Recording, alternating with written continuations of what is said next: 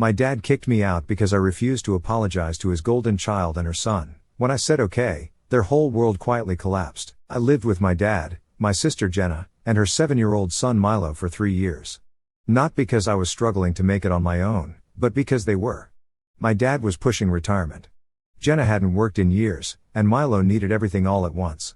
Clothes, dentist visits, school fees, more clothes. I paid for more things in that house than I care to admit. It started small, chipping in for the electricity. Then I was covering the Wi-Fi. Next, it was groceries, then school supplies, then somehow I was the one paying for Netflix, the water bill, and the Costco runs. I even bought the bunk bed for Milo's room. They called it temporary help. It never ended. I didn't complain. I figured it was family and we were all just getting through a rough patch. But then came the record incident. Dad's prized vinyl collection. He kept them in a cabinet and never let anyone touch them. That day I got home from a brutal shift, opened the door and found records spread across the floor, black discs covered in neon marker. Milo was sitting in the middle of it all, legs crossed, uncapped Sharpies in both hands. I didn't yell. I asked him calmly who gave him the markers. He said Jenna had, that she told him to stay busy while she ran to the store. The entire living room looked like a toddler art studio. Jenna came home half an hour later and went ballistic. Not at Milo, at me. She said I had no right to question her son. She claimed I had traumatized him. I was stunned. She wasn't even apologetic about the records. Just launched into this tirade about how I was always judging her parenting. Dad walked in during the middle of it. He looked at the wrecked records, then looked at me like I'd done it myself. Jenna turned on the waterworks and said I made Milo cry.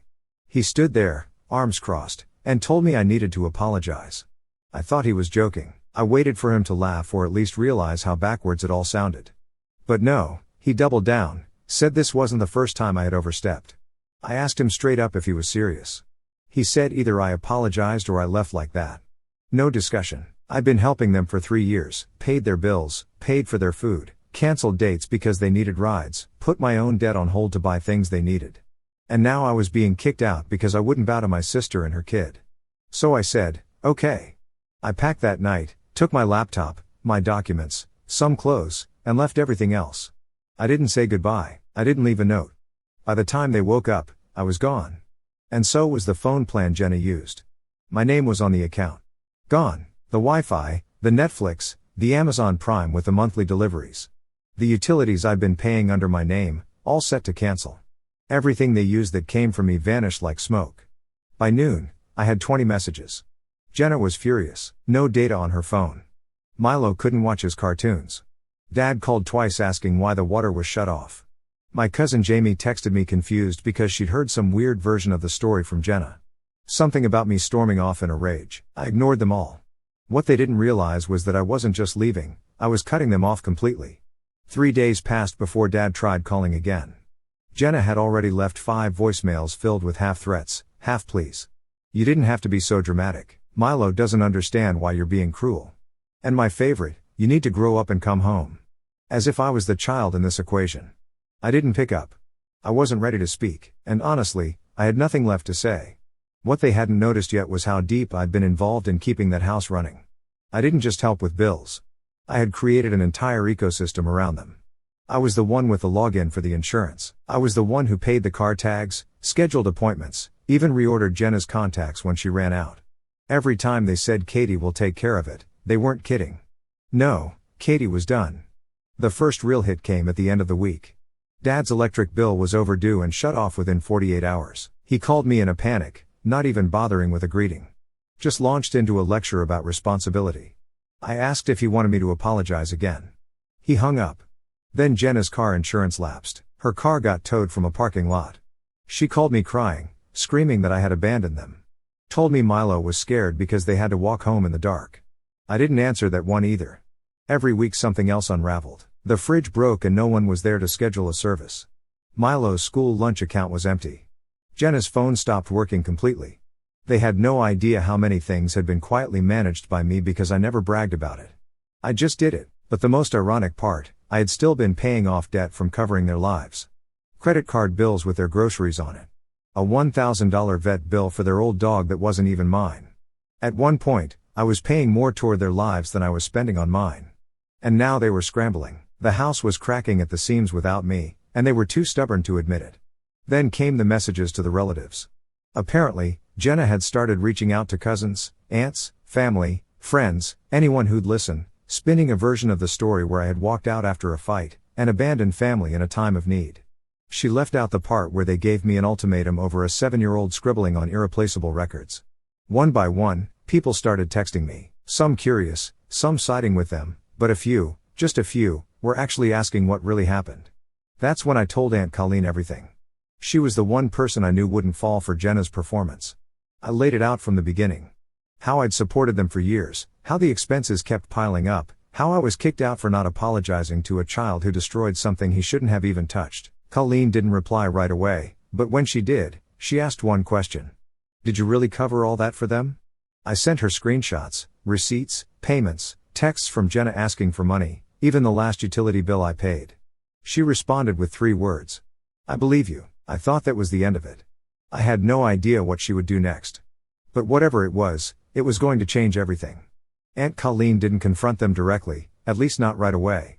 That's not her style. She works slow, quiet, but when she moves, it's like a freight train. You don't even see it coming until it hits. I thought maybe she just wanted to understand. Maybe she'd keep her distance from the whole mess. But then I got a text from my cousin Erica. She asked, "Did you hear about the cruise?" I hadn't. Apparently, our big extended family was planning a summer cruise for next year, a massive 10-day trip. Alaska figured the whole thing. Colleen was organizing it. She had already started putting people into groups, sending out booking links. Everyone was talking about it in the family group chat I wasn't part of anymore, thanks to Jenna. She'd removed me after her little campaign of playing the victim started. So, I asked Erica if Dad, Jenna, and Milo were going too. Her response, nope, they're not invited. At first, I thought maybe she meant they just hadn't booked yet. But no, Colleen had explicitly told the family that certain people were not welcome on the trip this time around. She didn't use names in the chat, but everyone knew. I didn't even know what to say. Then it got even weirder. A few days later, Dad showed up at my door. He didn't text first, just showed up holding a 6-pack of beer like it was supposed to smooth everything over. I didn't invite him in. He stood there awkwardly in the hallway, said he wanted to talk. He mentioned the cruise, said it was a misunderstanding, and Colleen was just overreacting because she was too sensitive to family drama. Then he said something that actually made me laugh. You know, if you could just clear things up with her, maybe she'd let it go. Let go. I didn't say much. Just stared at him until he got the hint. He muttered something about Jenna not meaning to make things worse and that Milo missed me. That was rich. He left after 5 minutes. 2 days later, Jenna tried calling. When I didn't answer, she left a voicemail that switched between apologizing and blaming me for turning the family against her. She said I was acting like a stranger, like I was the one tearing the family apart. I didn't respond. I had spent years being their safety net, the fixer, the one they leaned on whenever life got even slightly inconvenient. The second I needed a sliver of respect, they booted me out and thought they'd get away with it.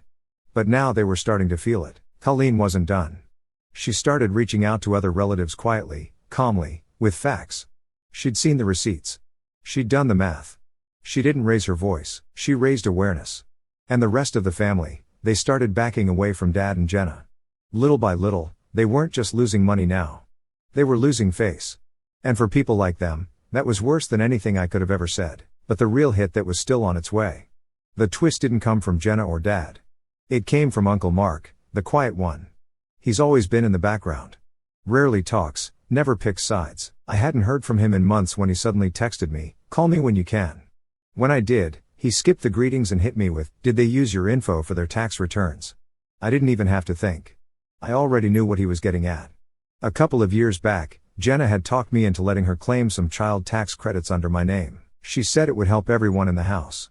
She said it was temporary. I was naive and exhausted from working 2 jobs. I agreed. The return came. I never saw the money and they kept asking for more help like nothing had changed.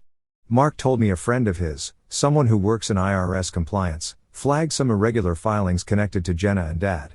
Wrong dependents, inconsistent income, my name tied to benefits I didn't qualify for. He wasn't warning me to scare me. He told me he was already helping clear my name from the mess, but then he added something I didn't expect. They knew what they were doing, Katie. That stuck with me. Later that week, Colleen hosted the family cruise planning night at her house. Everyone was invited except Dad, Jenna, and Milo, but of course, they showed up anyway. Erica filled me in that night, texting me in all caps. Jenna barged in like nothing happened. She started shouting about being left out, claiming I turned the whole family against her. Dad stood behind her, quiet, but clearly letting her lead the charge. Jenna said it was wrong to punish Milo for grown-up drama. Colleen didn't yell. She just asked one question. Can you repay Katie for everything she paid for the last 3 years? The room went dead quiet. Jenna started to deflect. Dad mumbled something about it not being about money. That's when Mark stood up for the first time in years and placed a small stack of printed statements on the table. Utilities, groceries, phone bills, subscriptions, every one of them in my name. He didn't say much. He didn't have to. Colleen turned to them and said they were officially uninvited. Not because of me, but because they used me, lied about it, and then tried to make me the villain. She told them flat out until they paid back what they took and made things right. They weren't welcome on the cruise or at her home. Jenna started yelling. Dad just turned and left. No one followed them. That night, I got flooded with messages again. Jenna alternating between apologies and accusations. Dad asking to talk, even a short voice message from Milo saying he missed me. I didn't answer. They thought the worst thing I could do was walk away, but the worst thing I did was stop coming back. They went silent for a few days after the cruise meeting disaster. I guess there wasn't much left to say, but I knew it wasn't over. People like my dad and Jenna don't just disappear. They regroup, and they did in the most pathetic way possible. They started trying to salvage their image. I heard from Erica that Jenna began texting family members individually trying to clear the air. She told them I was going through something and lashing out, that the record story had been exaggerated and that my money wasn't really a big contribution. She even hinted that I might be having some kind of breakdown. But it didn't work. Not this time, because Colleen had already shared the documents. Quietly with a handful of family members she trusted, and Mark confirmed the tax mess was real and serious. So when Jenna tried to spin her usual sob story, people weren't buying it. Most of them didn't even respond. A few blocked her. Dad tried to call Colleen himself to clear things up, but she didn't answer. Neither did Mark. Then the final blow. Colleen sent out the official cruise itinerary. Flights, cabins, room pairings. I was listed in the big suite along with Erica, her husband, and a couple of cousins I actually liked. A little note at the bottom said, all arrangements are final. No changes. Jenna's name wasn't on the list. Neither was Dad's. The message spread fast. I got a text from Jenna that night that said, "You really think this is fair? Milo was looking forward to it. He did nothing to you." Then another from Dad. "Whatever grudge you're holding, it's gone too far." That was the moment I knew they still didn't get it. After everything, after using me, lying to everyone, trying to shame me when it all fell apart, they still thought they were owed something. I replied for the first time in weeks. Just one word, goodbye. Then I blocked them both. The next morning, I got a Venmo notification. Jenna had tried to send me $25. I almost laughed. Maybe it was some twisted peace offering, or maybe she was hoping it would start a conversation. Either way, I declined it. I didn't need their money. I never did. I just wanted my life back, and now I had it. The morning of the cruise, I woke up to the kind of silence I hadn't heard in years. No banging doors. No Milo cartoons blasting through the walls. No Jenna shouting across the house. Just my phone buzzing faintly on the nightstand. A new email. Subject line. You win. I didn't open it. I took my time packing my suitcase, deliberately folding each item and placing it inside, relishing the rare quiet that filled my apartment. For the first time in years, there were no sudden interruptions, no urgent requests echoing through the halls, just peaceful stillness that felt almost foreign. My flight to the port city wasn't until 10:40 in the morning, so I had no need to rush. Erica had already sent me a cheerful text from the airport, complete with a selfie of her grinning widely while holding a mimosa. Vacation starts now. She had written, and I couldn't help but smile at her excitement. Aunt Colleen had truly thought of every detail. She had booked the flights, organized the transfers from the airport to the ship, and even prepared matching luggage tags for everyone in our group. As I zipped up my suitcase, a profound sense of calm washed over me, as if I were finally closing a heavy chapter of my life and sealing it shut for good. The weight I'd carried for so long seemed to lift slightly with that simple motion. Just as I was about to head out, there came a hesitant knock at the door, 2 soft taps, the kind that suggested the person on the other side wasn't entirely sure about being there. I froze for a moment, my hand on the doorknob, but I didn't turn it. Deep down, I already knew who it was. There was no need to confirm it. Almost immediately, my phone vibrated with a message from an unfamiliar number. "We're outside. Please talk to us. Just 5 minutes." I didn't respond. Instead, I quietly made my way upstairs and peered out the window. There they were, Dad and Jenna standing awkwardly on the porch, shifting their weight from foot to foot, while Milo sat in the back seat of the car, swinging his legs back and forth in boredom. I watched them for a long while, observing how they occupied the space that had once felt like an extension of my own life. It was strange, almost surreal, seeing them there like outsiders. Eventually, I pulled myself away, turned my back on the scene, and grabbed my bags. It was time to go. By the time I arrived at the terminal, the atmosphere had completely transformed. The air buzzed with laughter and anticipation, sunlight streamed through the large windows, and faint steel drum music played softly over the speakers, instantly putting everyone in a festive mood. Erica spotted me right away and rushed over, enveloping me in a warm hug as if we hadn't seen each other in months instead of just a few weeks.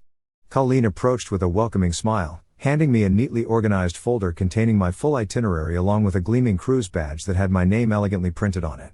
She gave me a knowing wink and said softly, "You made the right call." As we all made our way toward the boarding area, one of the cousins casually mentioned that Jenna had been desperately calling around to other family members once more, attempting to stir up sympathy and guilt. She was apparently devastated about missing the cruise, insisting it was terribly unfair for Milo to suffer the consequences of what she called a mere family disagreement. But this time, her efforts fell flat. No one rose to her defense or took the bait. Even the relatives who had previously always sided with her remained silent. Colleen had handled everything with her characteristic grace. She had shared the truth with everyone in a calm, straightforward manner, without any unnecessary drama. It was simply the facts, laid out clearly and undeniably. And those facts carried a weight that no amount of Jenna's spinning or emotional manipulation could undo. They exposed the reality of the situation in a way that left little room for doubt. That afternoon, as the massive ship finally pulled away from the dock, the excitement on board reached its peak. Family members crowded the railings, snapping photos of the receding coastline, pointing out seabirds and waving enthusiastically at the shrinking shoreline. I hung back a bit, leaning against a quieter spot with a cool drink in hand, quietly observing as the land grew smaller and smaller until it vanished on the horizon. In that moment of serene detachment, my mind wandered back to everything I had shouldered for them over the years, the endless financial support, the emotional toll of constantly putting their needs first, the countless ways I had kept their household afloat without ever asking for recognition. They hadn't truly appreciated it until I was gone, until the absence of my contributions made the fragility of their situation impossible to ignore. I didn't send any farewell texts. I didn't unblock their numbers. I didn't even bother opening that email with its provocative subject line. I simply allowed the distance, both physical and emotional, to expand naturally, without interference. Somewhere far behind, back in that familiar old house, they were likely huddled together, surrounded by the consequences of their choices. No electricity humming through the outlets, no Wi-Fi connecting them to the world, no reliable support system to fall back on. They probably comforted themselves with the belief that I'd eventually soften and return, that things would go back to how they were. But that wasn't going to happen. I had moved forward. This cruise represented far more than just a relaxing getaway. It was tangible evidence that I could thrive independently, building a life filled with peace and genuine connections, while they struggled to manage without the safety net I had provided for so long. As the ship glided deeper into the open sea, the vast blue expanse stretching endlessly in every direction, I drew in a deep breath and exhaled slowly. It wasn't about victory or revenge. It was about freedom, the sweet, hard-earned freedom of finally being untethered from the past.